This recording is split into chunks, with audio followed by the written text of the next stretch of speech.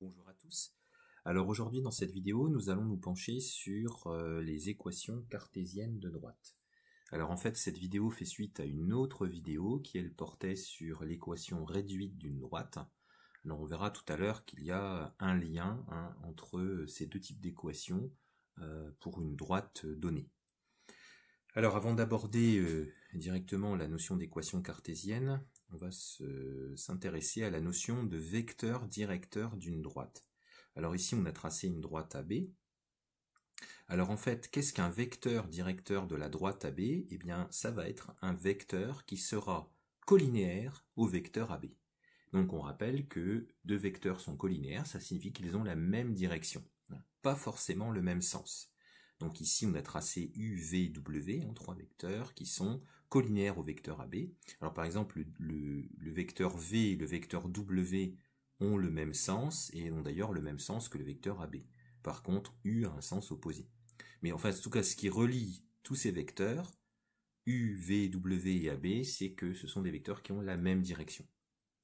Autrement dit, une droite donnée admet une infinité de vecteurs directeurs.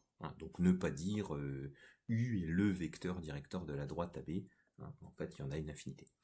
Bon, alors, on arrive donc à la notion, on va arriver à la notion d'équation cartésienne. Alors, si on prend, donc on considère un point M de coordonnées x, y sur une droite que l'on va appeler D, eh bien, à ce moment-là, il est possible de trouver trois nombres a, b, c, tels que ax plus by plus c est égal à 0. Alors, cette relation, cette équation, puisqu'on a bien un signe d'égalité, eh bien, cette équation, on appelle ça une équation cartésienne de la droite D.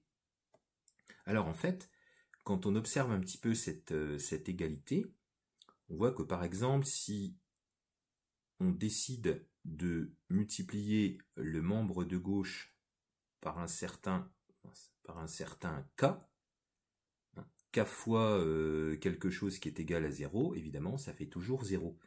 Et à ce moment-là, on obtient donc une autre équation cartésienne, finalement, de la même droite.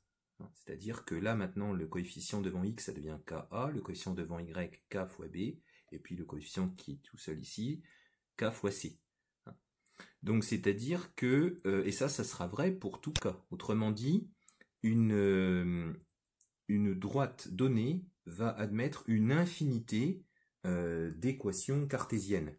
Par exemple, si on donne avec des valeurs numériques, une droite qui aurait pour équation 3x moins 2y plus 5 est égal à 0, et bien si on prend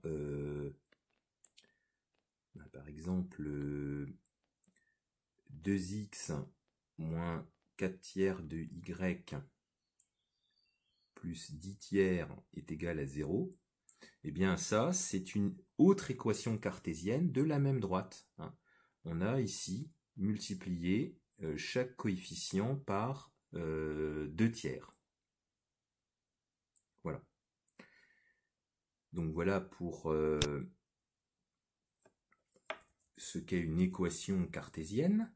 Alors maintenant, il y a un lien direct entre la notion de vecteur directeur qu'on a définie tout à l'heure et cette notion d'équation cartésienne. En fait, si on a une équation cartésienne d'une droite donnée, comme ceci, eh bien, si on prend le vecteur u de coordonnées moins ba, eh bien ce vecteur est un vecteur directeur de la droite en question.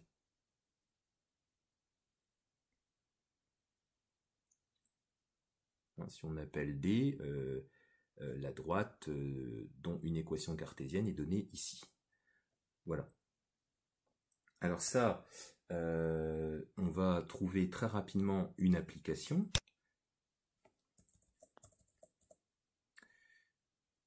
En fait, ici, on va considérer un point E de coordonnées moins 3, 4, un point F de coordonnées 5, moins 1, hein, dans un repère du plan. Et on va déterminer une équation cartésienne de la droite EF.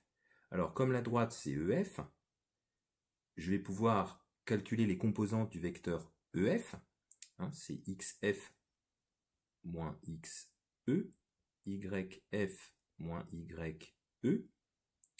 Bon, ce qui va me donner 5 plus 3, ça fait 8. Et moins 1, moins 4, moins 5. Alors, comme la droite c'était EF, EF, le vecteur EF, est un vecteur directeur de la droite EF. Donc ici, ben, je vais poser moins B, et ça, je vais poser A. Ce qui va me donner le début, si vous voulez, d'une équation cartésienne possible de cette droite. Hein, c'est-à-dire que je vais pouvoir faire commencer mon équation cartésienne comme ça, moins 5x moins 8y plus c est égal à 0. Et je vais devoir calculer c. Alors pour ça, c'est pas bien compliqué. On prend l'un des deux points, on va dire quelque chose qui apparaît comme une évidence, c'est que le point E de coordonnées moins 3, 4 appartient bien sûr à la droite EF. Donc ce qui signifie que les coordonnées de ce point doivent vérifier cette relation. Hein. C'est ça une équation cartésienne, c'est une relation hein, que devront vérifier les coordonnées de tous les points hein, de la droite en question. Donc ici je vais remplacer x par moins 3. Y, je vais remplacer par 4, et ça va me donner C. Donc ça fait 15 moins 32, donc ça fait moins 17, et comme voilà, je calcule C, ça fait 17. Donc autrement dit, une équation cartésienne de la droite EF sera donnée par cette relation. Voilà donc une équation cartésienne de la droite EF. Alors ça, c'est une première méthode. En utilisant ce qu'on a dit tout au-dessus, c'est-à-dire que quand on a une équation cartésienne, on prend le vecteur de composante moins BA et on a un vecteur directeur. Alors, on va garder les mêmes points, il y a une autre méthode qui utilise différents outils vus cette année. Donc je vais partir encore une fois de mon point E de coordonnées moins 3, 4, du point F de coordonnées 5, moins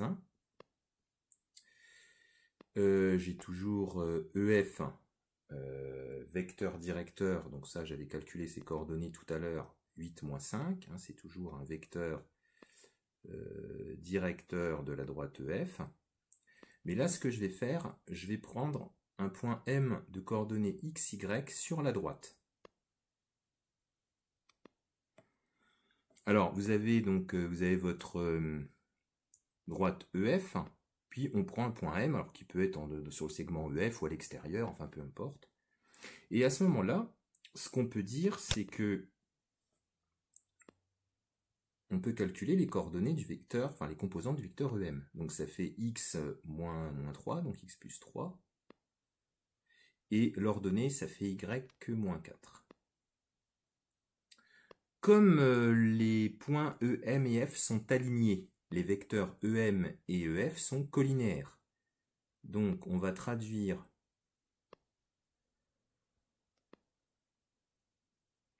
la collinéarité. Alors on a vu dans le cours sur les vecteurs que ceci se traduit par le déterminant des deux vecteurs qui est égal à 0. Donc on fait déterminant égal à 0. Donc on rappelle que pour calculer le déterminant, on va placer les coordonnées de EM en verticale. Voilà, comme ça. Et les coordonnées de EF à côté. Et pour calculer notre déterminant, on multiplie les termes diagonaux. Donc on va multiplier celui-là par celui-là, donc ça fait moins 5 facteur de x plus 3, moins celui-là fois celui-là. Donc y moins 4 multiplié par 8. Et tout ça est égal à 0. Donc ça fait moins 5x moins 8y moins 15 plus 32 est égal à 0. Ce qui fait moins 5x moins 8y plus 17 est égal à 0. Voici donc une équation cartésienne de la droite EF. Alors, on peut comparer avec ce qu'on a obtenu tout à l'heure. Bon, là, on a exactement la même chose, mais on aurait pu trouver une équation avec, l'équation de tout à l'heure multipliée par, avec le membre de gauche multiplié par un certain nombre, le même pour tous les coefficients. Par exemple, si on avait trouvé 5x plus 8y moins 17 est égal à 0, c'était bon également, bien sûr. Alors, on a dit que il y avait un lien, bien sûr, entre les équations cartésiennes d'une droite et une équation et son équation réduite. Donc, en effet, par exemple, si vous prenez y égale 4x plus 1, par exemple, il suffit de tout, ça c'est l'équation réduite d'une droite, il suffit de tout transposer dans le même membre, et puis vous mettez égal à 0, donc ça fait moins 4x plus y moins 1 égale à 0, et là vous obtenez une équation cartésienne. Voilà. On peut évidemment faire la même chose en isolant y, quand on a une équation cartésienne, on isole y. Par exemple, si on reprend notre équation de tout à l'heure, moins 5x moins 8y plus 17 est égal à 0, donc on isole y, donc moins 8y est égal à 5x moins 17, et donc on repasse à y, donc ça fait moins 5 huitièmes de x plus 17 huitièmes. Vous voyez, on passe d'une équation cartésienne à l'équation réduite. Alors en fait, dernier point que je voulais aborder ici, quand on a l'équation réduite d'une droite, en fait, pour trouver un vecteur directeur, on peut prendre le vecteur de composante 1m. Alors c'est pareil, on va tout transposer, on va repasser par une équation cartésienne, donc ça fait mx moins y plus p est égal à 0, et puis on se rappelle que on peut prendre comme vecteur moins b a. Or ici ça donne exactement, puisque ici a vaut m et b vaut moins 1. Donc si vous faites moins ba, évidemment ça fait 1 m. Donc on retombe sur ce qu'on a dit ici. Donc on peut trouver facilement un vecteur directeur d'une droite dont on a l'équation réduite. Voilà, j'espère que toutes ces explications vous paraissent claires. Sinon, n'hésitez pas à poser des questions. Et je vous remercie de votre attention. À bientôt, j'espère.